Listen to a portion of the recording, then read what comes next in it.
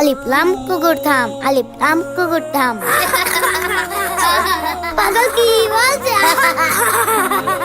এই তোমরা কি করছো? পড়ো।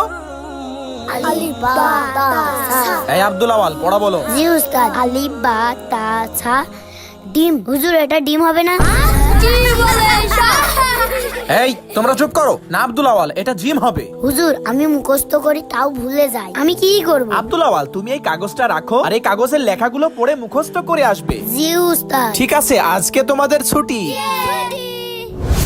আলিফ বা তা সা জিম হা খ দাল। এই আব্দুল আওয়াল তুমি আজকে আগে পড়া বলবে। জি উস্তাদ। আলিফ বা তা সা জিম। এটা কিভাবে সম্ভব?